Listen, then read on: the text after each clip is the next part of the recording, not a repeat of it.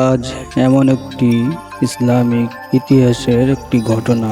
দুই বাদশা, একজন সৎ একজন অসৎ। সৎ হচ্ছেন হযরত ওমর রাদিয়াল্লাহু তাআলা আনহু, আর অসৎ ও অত্যাচারী রাজা হযরত ওমর রাদিয়াল্লাহু তাআলা আনহু হরমুজান নামে এক অত্যাচারী রাজা। ইসলামের দ্বিতীয় খলিফা হযরত ওমর রাদিয়াল্লাহু তাআলা আনহুর শাসন আমল। তখন পারস্যের এক প্রদেশের শাসক ছিল হরমুজান নামের এক অত্যাচারী রাজা। মুসলমানদের সঙ্গে তার প্রায় লড়াই হতো।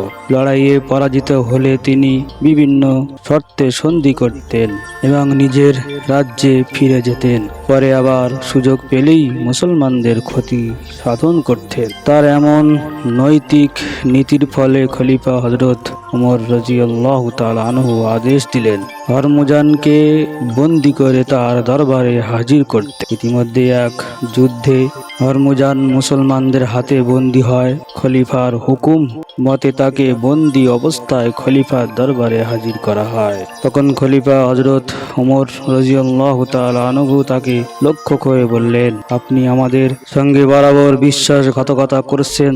আপনার বিশ্বাসঘাতকতার কারণে আমাদের বরাবর যুদ্ধ বিদ্রোহে জড়িয়ে পড়তে হচ্ছে। ফলে অসংখ্য মুসলিম সৈনিককে অযথা প্রাণ দিতে হচ্ছে, তাদের অর্থ সম্পদ নষ্ট হচ্ছে। আপনি অনেকের ঘর বাড়ি আপনি ধ্বংস করেছেন, নিরীহ অনেক লোকের উপর অন্যায়ভাবে অত্যাচার চালিয়েছেন। আপনাকে আর সুযোগ দেওয়া যায় না। আপনার একমাত্র শাস্তি হলো মৃত্যুদণ্ড। মৃত্যুদণ্ড কার্যকর করার পূর্বে আপনার কোনো কথা থাকলে বলতে পারেন। হরমুজান ছিল খুব সূক্ষ্ম ও কোষ্ঠকাঠিন্য সম্পূর্ণ লোক। সুযোগ পেয়ে তিনি এক ফন্দি আঁটেন। তিনি বললেন, মহানুভব খলিফাতুল মুসলিমিন, আমার প্রচণ্ড পিপাসা পেয়েছে, দয়া করে আমাকে একটু পানি পান করতে দিন। খলিফার নির্দেশে তাকে পানি পান করতে দেওয়া হলো। হরমুজান পানির পাত্র হাতে নিয়ে তা পান না করে ভীতু ভাবে নিয়ে ডানে বামে তাকাতে লাগলেন। তাকে জিজ্ঞাসা করা হলো, কি হলো, আপনি পানি পান করছেন না কেন?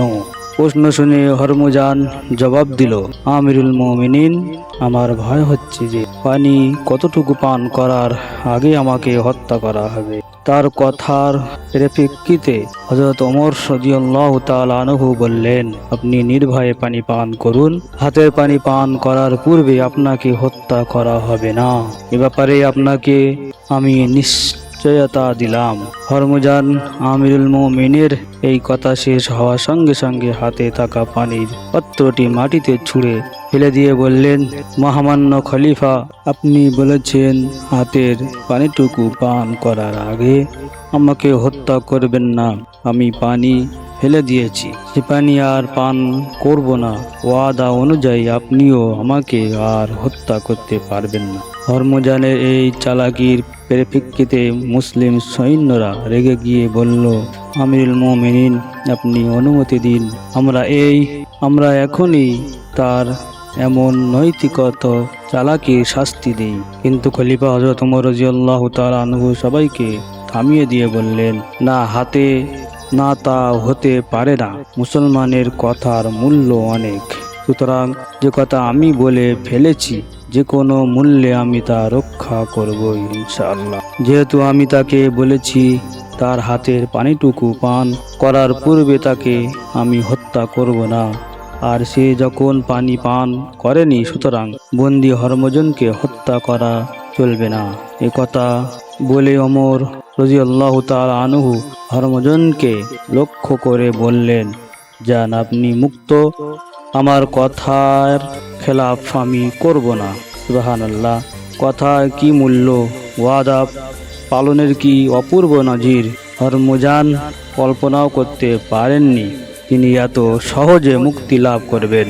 রাসূল সাল্লাল্লাহু আলাইহি ওয়াসাল্লাম এর প্রিয় সহচর হযরত ওমরের মহানুভবতা দেখে তিনি দারুণভাবে প্রভাবিত হলেন। তিনি ভাবলেন, এই যদি হয় ইসলামের আদর্শ, তবে এর থেকে দূরে থাকা হবে আমার জন্য চরম দুর্ভাগ্যজনক। ইসলামের অতুলনীয় আদর্শ মুগ্ধ হয়ে হরমুজান ইসলাম গ্রহণ করলেন।